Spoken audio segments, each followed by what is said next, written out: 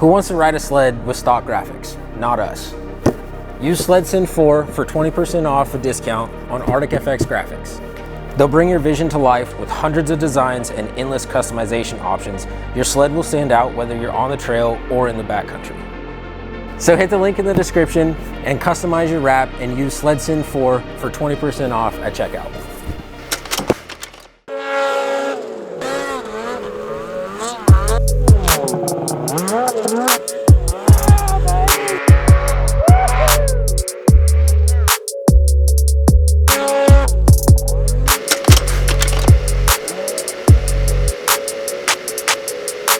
SledSend listeners, welcome back to the next episode of the SledSend podcast. Appreciate you guys tuning in.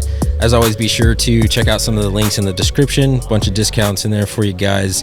Without further ado, let's jump right in. So we've got one of our athletes, Shay, on this episode with us, and then we've got Jesse and Kenzie. This is our first father-daughter duo for a SledSend episode ever. So that's cool. Yeah, that's really cool. So let's jump into it. First of all, I appreciate you guys. I appreciate you sending me a message on Instagram, teeing this up. I'm glad that you guys made the time to jump on. Where are you guys from? We're from Friendship, Wisconsin. Okay. Where's that at in Wisconsin for us West Coasties? It's basically middle of the state. We're I don't know, like hour and a half north of Madison. Okay. A little bit north of Wisconsin Dells, like 40 minutes north of Wisconsin Dells. Gotcha. Nice. Right on. So, Kenzie, you are a professional RMSHA racer I am. For ladies? Mm-hmm. Nice. How did you, what made you want to tackle that? That's pretty crazy.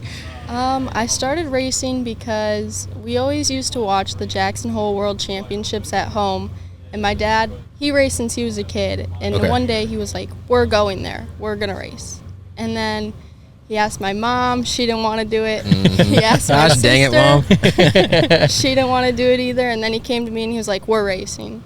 And then since then, we raced one RMSHA and then another smaller circuit back home. And then I just grown to love it. It's a lot of fun. Nice. How old are you when you started? 13. Okay. Nice. Wow. And you're how old now? 15. 15. Wow. That's crazy. So do you ride sleds like at home in Wisconsin normally quite a bit? Yeah, I mean, the last couple winters obviously been pretty rough. Brutal. Yeah. The last couple, really, the last probably 6-7 years, we've transitioned to pretty much riding out west. But we goof around a little at home when we do get snow and we get out and ride and whatever. We get up into the UP. That's kind of like our closest zone to what we can get out west. Mm-hmm. A good year, they do 300 inches of snowfall, so, I mean, they get some pretty good snow. Yeah, but that's pretty good. Last year, they had nothing. It was the whole Midwest was terrible. Yeah, so, dry. Yeah. So how many RMSHA races did you do this last season? About 5, I think. Oh, nice. I think it was 7. We ran all but one. They just turned into a blur. My numbers are off. Yeah. And how did you do? I did pretty well. I had quite a few top 3 finishes. A lot of seconds, a lot of thirds. Qualified first in one of my classes. Then finals day got a little bit tougher with the course, and I run RSs, so that gets to be a little bit tougher. But I did fairly well. I had a lot of fun. Did well. What classes do you run? I run all the pro women. So there's 700 stock, improved, and mod. Okay, nice. What's your favorite? I think I always do best in the mod class. Yeah.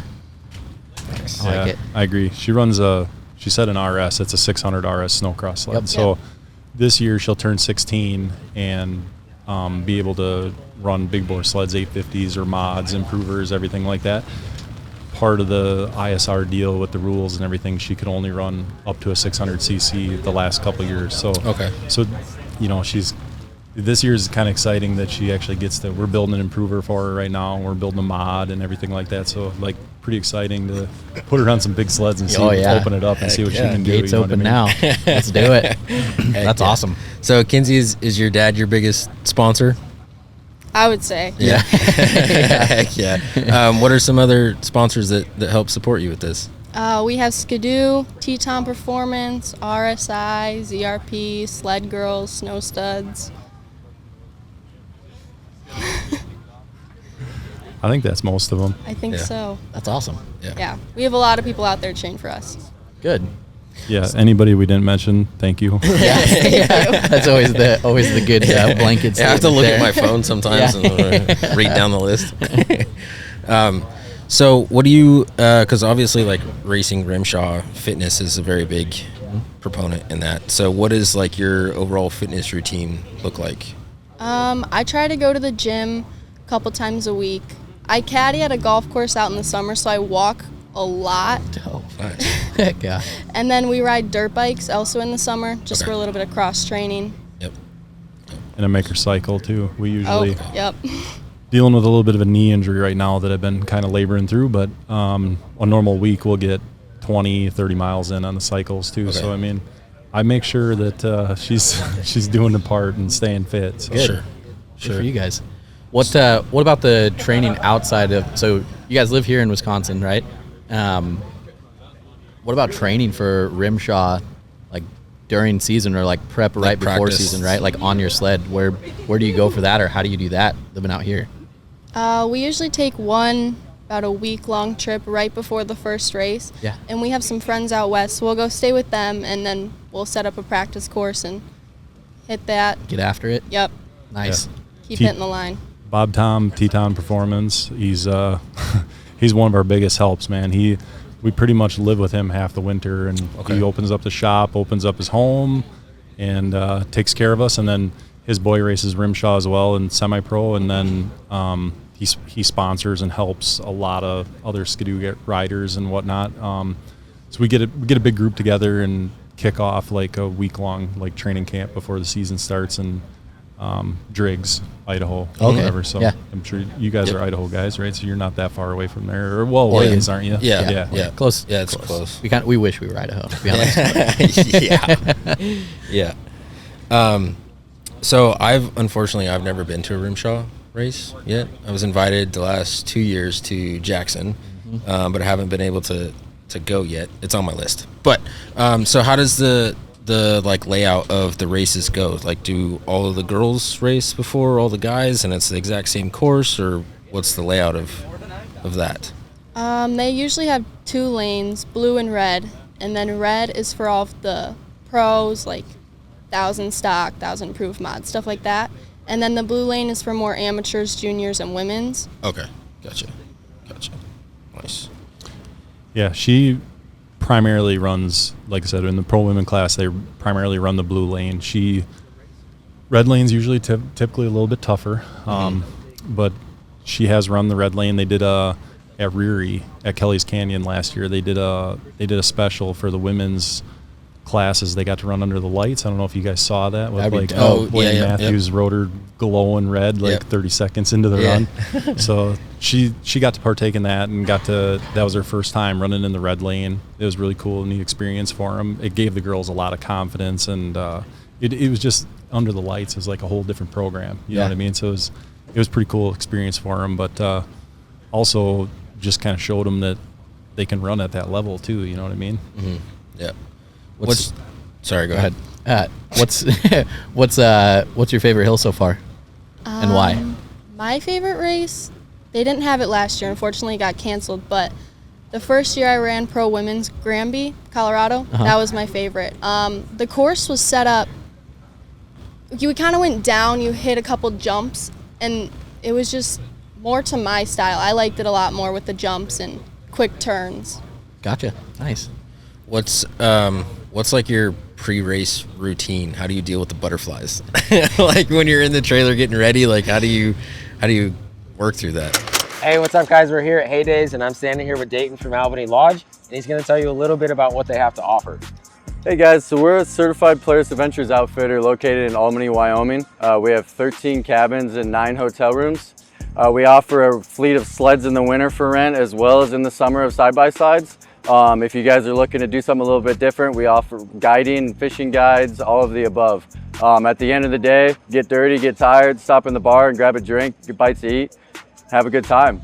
Heck yeah, and be sure to use SledSend 4 for 15% off the lodging and their entire rental fleet, whether you're here for the winter to ride sleds or in the summer for side-by-side. sometimes in the trailer I'll listen to music, or I have a couple friends. I'll just go find them and then clear my mind. And then when I'm on the line, I heat up my sled, and then I just jump up and down, shake my hands, get all the nerves out. And then once I get going, it's no problem. Yeah, once you grab the throttle, Yep. everything else disappears. That'd be tough. I don't know how. That's It's good for you. actually- That'd be hard. Props to you guys Yeah. that do that RMSHA stuff. Yeah. I just, I don't know. I'll tell you, I think on the line, like, and I've been racing all my life. I've raced snowcross growing up, and now hill climb and doing all this stuff, and raced stock cars for years and everything. And like, I think I'm on the line more nervous than she is, which is really impressive for being 14, 15, whatever. I mean, it like, we have our routine. Like, I go up to the line with her and I help her warm up her sled and everything like that. And I'm like, "You ready?" And she's like, looks at me. She's like, "Yeah." Like, I mean, just like a Sunday afternoon, like hanging out. It's like no big deal. And I'm like, "I don't know how you do it, but whatever. You're great at it." So I don't know. It's wild. The butterflies and all that stuff. I'm like, she doesn't seem to get it. Yeah. Do you have butterflies when she's about to go? How do you deal with that? Nerves or? Yeah, I do, but I've gotten so much, over the last couple of years, like just watching her grow, like day by day, week by week, like she just keeps getting better and better on the sled. And like, I've gotten so much more confident that I know what she can do and what she can handle. And like, there's courses that we go to and in areas that we go to when we're riding, just, practicing or whatnot or whatever. But like, I get in spots and I definitely get a little nervous, like, oh, this is probably pushing her a little bit, but most of the time I'm confident that like she knows what she's doing. She knows what she needs to do and how to handle that, how to navigate that situation. Sure. And most of the time she executes. So. Gotcha. Do you got any stories for like some gnarly, really bad crashes? I mean, I don't have any Afton. super bad crashes, but at Afton last year, it was pretty rocky, so my track just started spinning, and the sled started coming back, and it was rolling, and I was still beneath it, but I jumped out of the way, and the sled came down. Yeah, that was one. Got to watch her go to the bottom. I was 50 feet away from it. Yeah, I was at the starting line, and I'm sure you guys probably seen videos and stuff or whatever. Have you seen Afton? Yeah. You start at the bottom and you start lateral to the hill, and you go like a 50-foot run, and you turn, and it's straight up, right? So she's, like she said, she started spinning out, but it's right on that very first climb. And on the RS, the snowcross sled, they don't have a really long track. It's only a 137. So if you don't have enough momentum, it just ain't gonna pull. Yeah. And she got almost to the top of the ice slick, and it started coming back, and she's still wide open, and it's just sliding back, and then it turned, and it started to roll, and the sled's like tumbling over, and I'm like, like I said, I'm 50 feet away. I'm like right there, and I'm like, that one had me a little nervous, but she jumped up right away before I even got to her. And you were fine? Yeah, I was fine. And we bent bars. We put new bars on it, straightened everything back out, whatever, and she went out and finished third in the next class. Hell yeah. That's awesome. That's awesome. I honestly was sitting there at the bottom thinking, like, this might be it. This might be the end of it right here after I watched that, because it was the first real gnarly one that she had. You know what I mean? Tipping over and rolling and stuff like that. I mean, no big deal. She jumps up every time, and I'm like, okay. This one I was like, this might be a little more than just jumping right up. Yeah. Mm-hmm. Yeah. Has the schedule come out yet? Like, do you know how many races there are? That's not too early for that still. I wish it would have, but unfortunately we don't. Typically November, I think, like around Thanksgiving, they kind of start seeing like the Midwest stuff. The two series that run in the Midwest both have their schedules out. It's the MESC booth that's right next to us. We'll race a couple of races with them, and then the Masters circuit, which is based out of Michigan, we'll race a couple of races with them, provided that it doesn't overlap with a RMSHA event, because we're gonna run the whole schedule this year. So so you do RMSHA and is it snowcross too? No, what? It's hill climb. Okay. It's just Midwest. Like, they're running ski hills. Gotcha. Okay. Well, I shouldn't say that. The one in the series in Michigan has a location that's just a steep, gnarly hill, but it's loose. Starts out loose, powdery snow. It's not like prep ski hill snow. I gotcha. That'd be interesting. Yeah. What would you say? Kind of back to some of the like hot topic questions that we were asking, but for you with like the RMSHA stuff, if you had a stock sled and you could only do one modification to it, what would it be? Not sure. What do you think's like the most? I mean, obviously they all are all important, but what do you think is like the most crucial? She's more of the rider. She just jumps on and is like, Dad, what do you think? You know what I mean? But I don't know. She's really only ridden stock sleds. So well, first of all, her like with the RMSHA stuff, we're doing all the suspension and everything. So like all her suspension and stuff's all valved and you know what I mean, dialed in, and we're constantly tuning and evolving on that. So I guess in my opinion, that's probably the most important thing is doing the shocks. Yeah. That's like our go-to thing, and again, that's Bob Tom, T-Tom Performance. He dials us in with all our stuff and helps us out.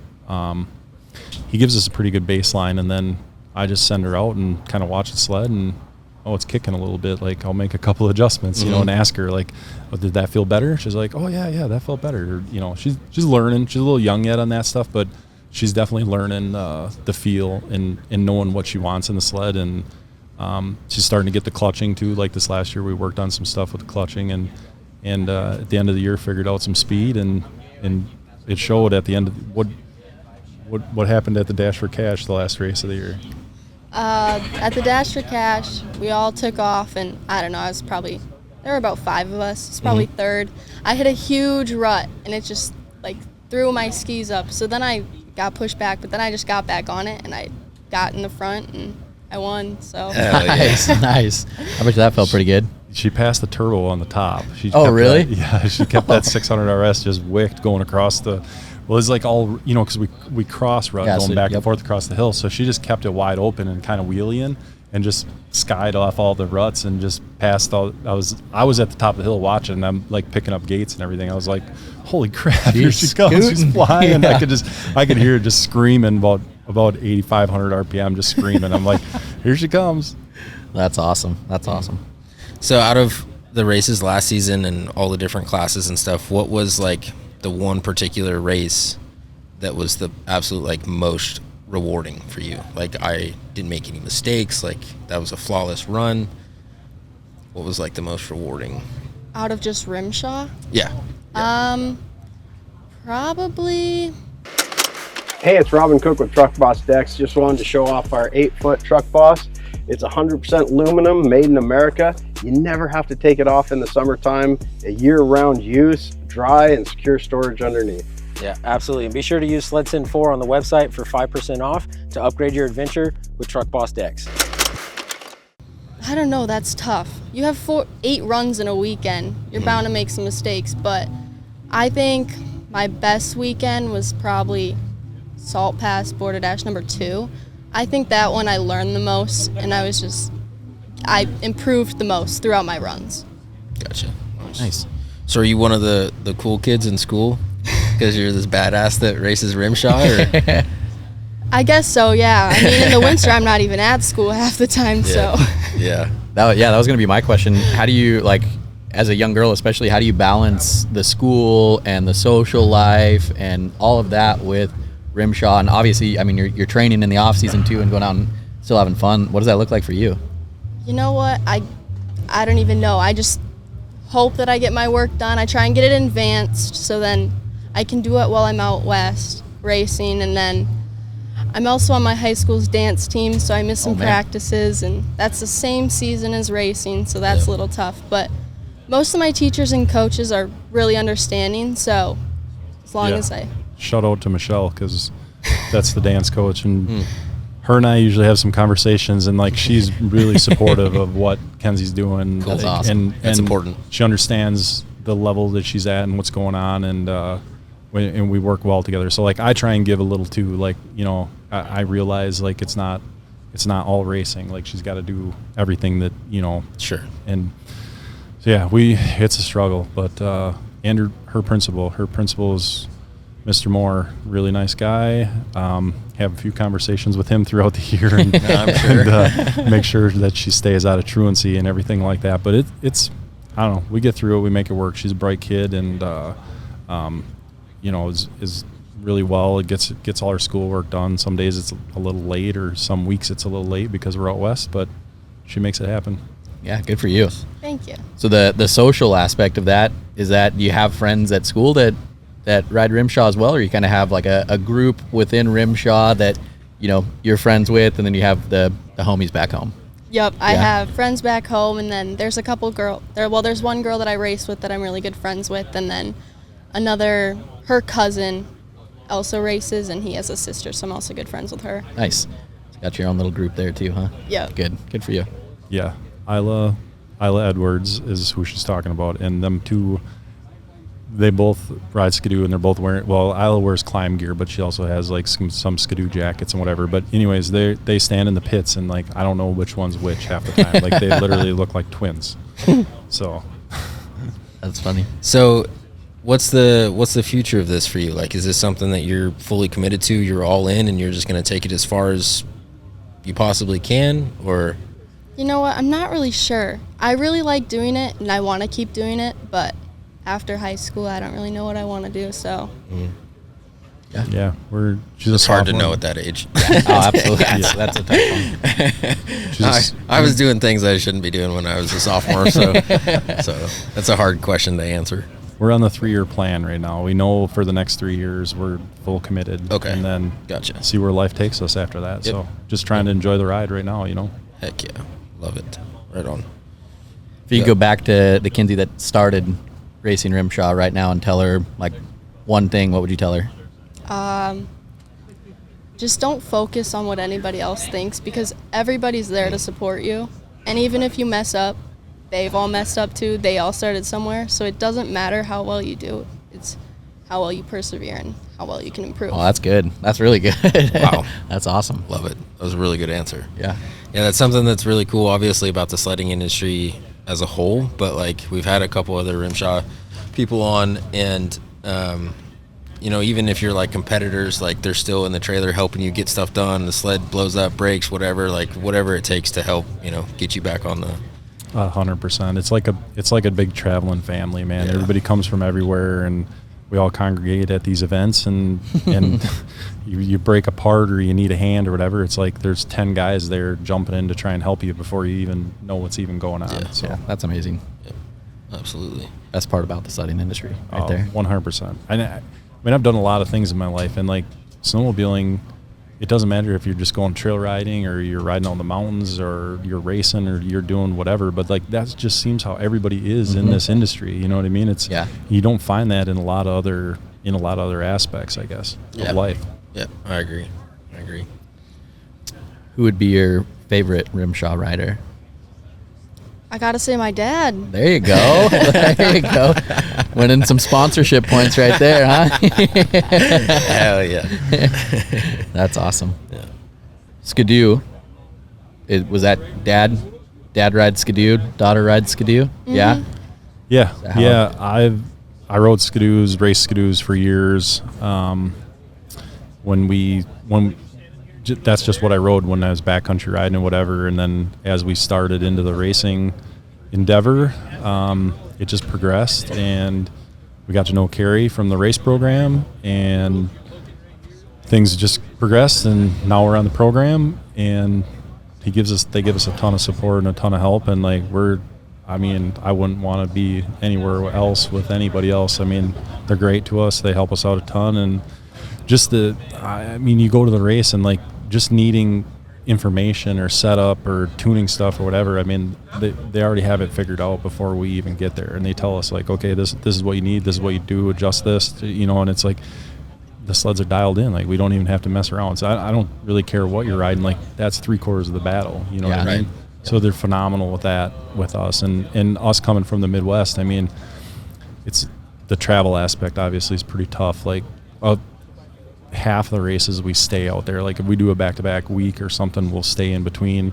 Makes it a little easier. We can practice and we can get things, we can work on the sleds a little and get some tuning done ahead of time or whatever. But half the time we show up on a Thursday afternoon and we're racing Friday morning, and we're setting up in Wisconsin to be prepared so that when we get there Friday morning, we're right, you know. So it's crucial to have that information ahead of time, you know. Absolutely. Nice. And what do you do for work to be able to fund this and take the time to travel? And still got both kidneys? Yeah. Good. Fortunately, yes. I've thought about selling one, but not yet. No, I work for Adams County, for the local municipality, for the highway department. Okay. And thankfully, my bosses are awesome and understand what we're doing. Not very many people get to say that. Yeah. They're cool. They help me out, and I just bank all my vacation time for the winter so that I can. And they're really cool with just letting me take the time off that I want to take off. They're like, it's your time. You can do with it as you want. So a lot of guys like to vacation in the summer. We vacation in the winter. Yep. So, and then she mentioned the golf course. She caddy. I also caddy during the summertime, like on the weekends or whatever. It's called Sand Valley. It's a huge golf destination resort in central Wisconsin, and getting exercise and basically just getting paid to work out carrying golf bags, man. Yeah. Heck yeah. So you guys both golf too? Yeah. Nice. Yeah, our high school just started a girls team for this year, so I'm doing that. There you go. There you go. That's Nice. fun. Heck yeah. Yeah, I just started golfing this summer for the first time in like 7 years. And I am like consumed by it. Now I start It's going with my addicting, for fiance sure. a bunch. I've gone with Shay a ton, and then Jose. Yeah, it's a really good time. I don't golf worth a crap, but As long as you're having fun. I try man. it. Yeah, we'll just try. Try to golf. it's a good time. Well, cool. Did you have anything else? Yeah, I have at least one. Do you remember what the first sled was that you started on? Oh, it was a 2012 Skidoo 600 Summit. Oh, nice. So you skipped the 120, the 200s. You just went straight to the big boy. Yep. Nice.